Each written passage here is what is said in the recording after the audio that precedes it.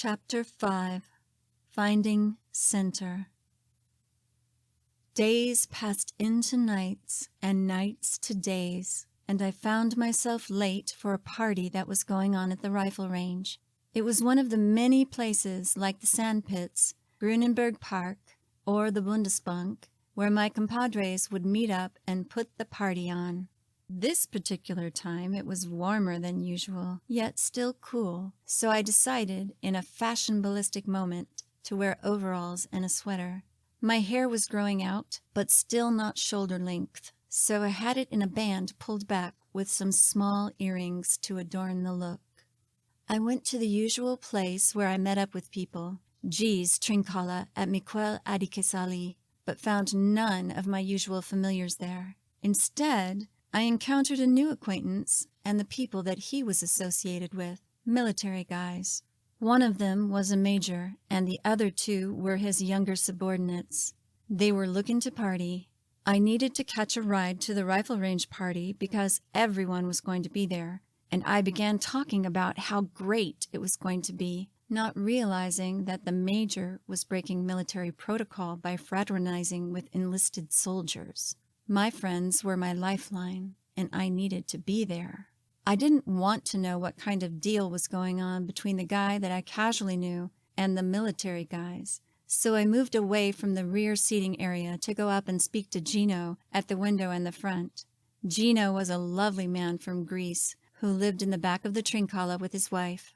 I never knew much about him, only that he was exceedingly sweet and would sometimes do me little favors, like giving me more sauce when I ordered a special favorite of mine.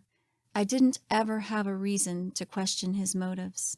Gino, as always, greeted me with a smile and kindness because he was, at the heart of things, a kind soul that had perhaps been through too much in life. After I got my snack from Gino, the major suggested that he could take all of us to the RR party in his car with no problem at all. In fact, he said that he was happy to do it. So the journey began with me riding shotgun and the guy that I knew casually sitting between the other two in the back seat. It was a Mercedes, and it was a smooth ride. Not that I cared much or was impressed by it in the way that the major expected me to be. He engaged me in conversation as he claimed to know the way to the rifle range. I mean, he was a major after all, so he should have a clue as to where to go. Alas, no. After several failed attempts and wrong turns that took up several hours, it was getting too late for him. He said that he needed to go pick up his 18-month-old son and drop off the other guys at the barracks. At that point, there were many offers for me to have a place to crash at the barracks. I kept my thoughts to myself as I politely declined the very robust offers coming from the back seat, knowing that there was no way in hell that I was going to sleep in the barracks. I also knew that the U-2 had stopped running, and so finding a place to crash was a priority. As the younger guys in the back tried to convince me to crash with them, the major looked at me sideways and gave me a slight no-nod, his ashen white skin reflecting the colors of the nightscape as he drove. I could tell by his expression that he wanted to convey that I should not do that, because it would be an unbelievably bad idea. This was nothing that I didn't already know, after finding places to crash on occasion in the past without issue. He then offered to let me stay with him in a housing area that I knew well, and I contemplated how that felt to me. Meanwhile, we picked up his son and continued our long, frustrating trek to drop off the others, after at least 2 hours of driving around to no avail. I held his son, who fell fast asleep on my chest, while we drove to the barracks. I learned that the major was divorced. I realized that the best offer on the table was to crash at the major's housing quarters in his spare bedroom, as he had said it would be no problem at all. It would be safe there, he said. I saw his gentleness with his son, Graham. I held his son carefully as we drove on and finally dropped off the others at their destination. We then headed to the Platten housing area. I felt more comfortable being in familiar territory with someone who seemed to be a family man. He engaged in polite and more mature conversation with me during the long and failed attempt to get to the range. He explained that when we arrived, he would put his son down for the night and then show me to my accommodations. I debated the idea of hanging around Frankfurt at 2 a.m. in the now cold chill of the post-midnight hours, waiting for the U-2 to begin running in the morning. That option paled beside the idea of having a nice warm bed in which to sleep in the quarters of someone that had been nothing but a gentleman to me all night. When we got there, he took his sleeping son from my arms and we climbed the flight of stairs up to his quarters. He unlocked the door and did just as he said that he would, putting his son down in a crib for the night. I glanced around at the Spartan quarters furnished with the usual military decor as I waited for his return. I stood by the front door and looked him directly in the eyes, knowing that I had to be unquestionably clear with him about what was going to happen and my own personal boundaries. I thanked him for offering to let me stay with him and told him very directly that I was in no way interested in anything romantic or remotely sexual with him. I explained even further that I understood if he would rather not have me stay, knowing that I had no interest in those activities with him, and I offered to leave. I knew that I would figure something out if necessary. He reassured me that no, he was not interested in that, and said, "Here, let me show you to the room where you can stay." He then opened the door to the room next to his son's and turned on a small lamp with a dim orange-yellow light beside the bed. I walked in to view it for only a moment and commented that it was nice. That was when he began to attack me violently and pushed me down onto the bed. Time slowed down to a standstill, and I remembered every single show that I had ever watched about preventing sexual assault. Meanwhile, his hands were everywhere on my body, trying to rip off my overalls. These hands were hard and rough and cruel.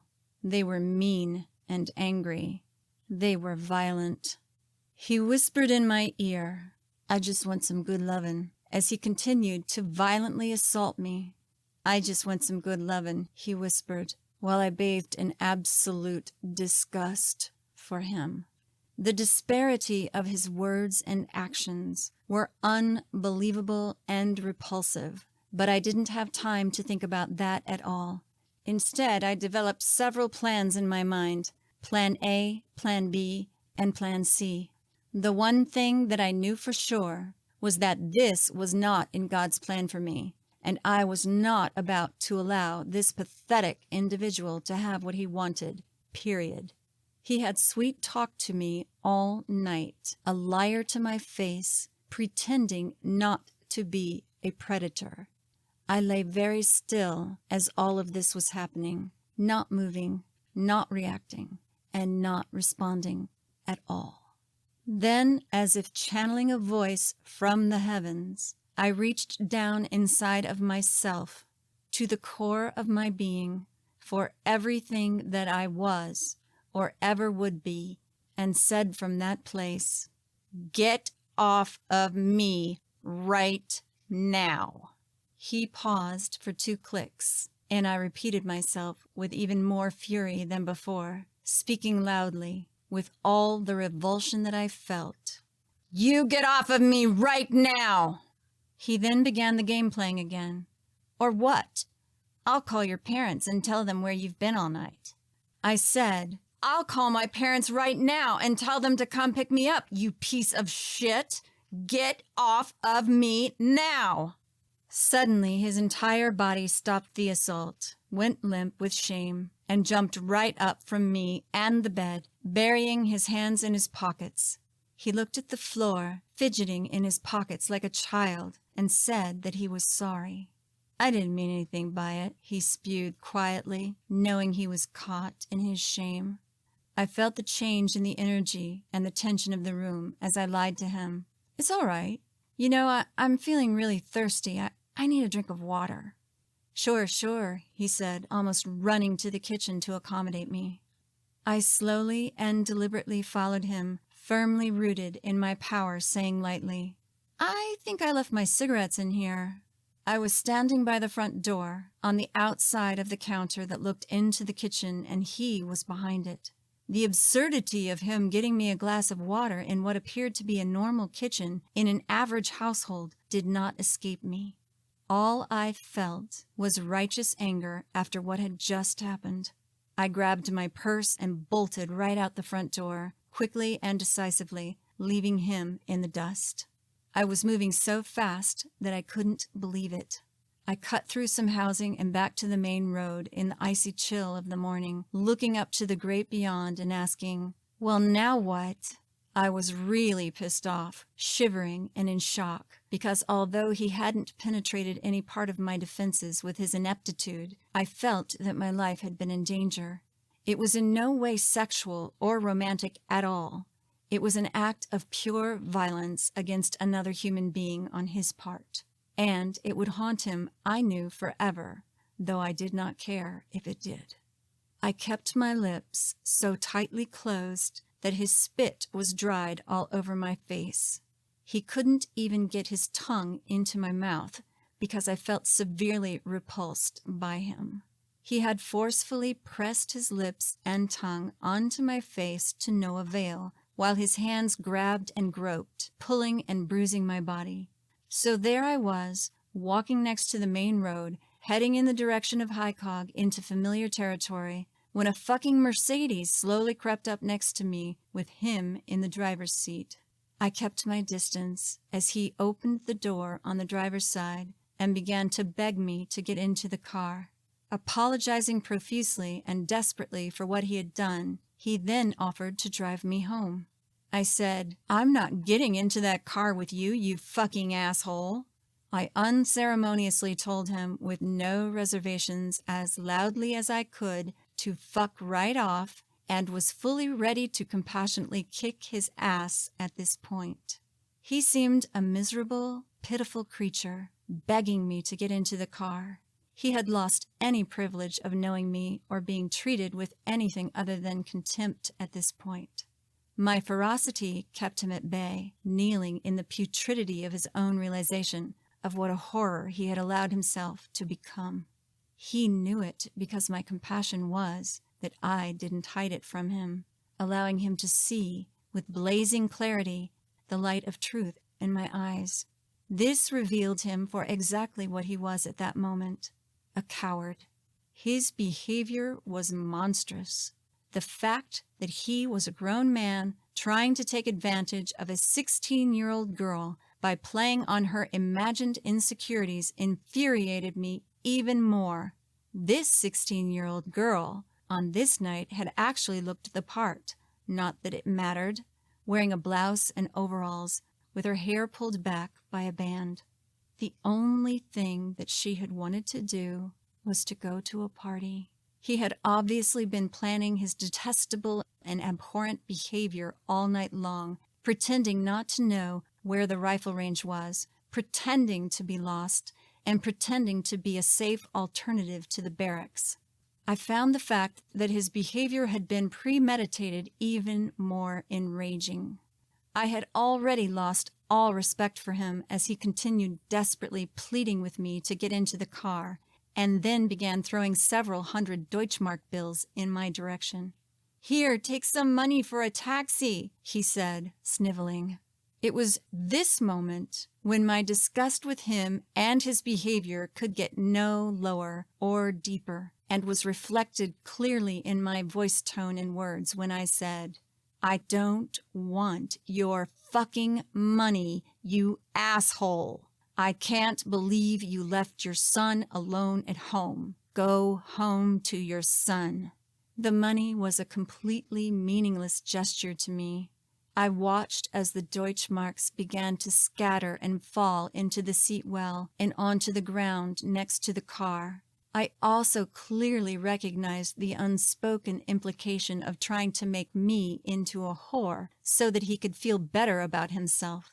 Maybe he could have justified what he had done if I had taken his money for a taxi ride home. But I stood firmly on my own moral high ground and would not even touch it.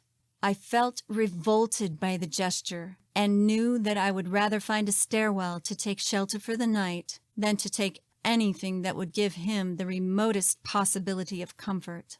I stood there cold and ready to walk on when I remembered that I had left my sweater in his car. I spoke to him as though he were a child, with the kind of compassion that few would understand given my ordeal. "Give me my fucking sweater," I demanded. "I left my sweater in your car. Give it to me. It's under the seat." He began whimpering again, which only made me repeat myself. He complied. I grabbed it from him, backed away from the car, and threw it around my shoulders. "Now leave me the fuck alone," I ordered. And he did, utterly defeated. He pathetically gathered up the Deutschmarks, scooping them back into the car, closed the door, and drove away. Finally, I was alone again with my angels, God, and the universe, wearing my sweater to ward off some of the Frankfurt chill.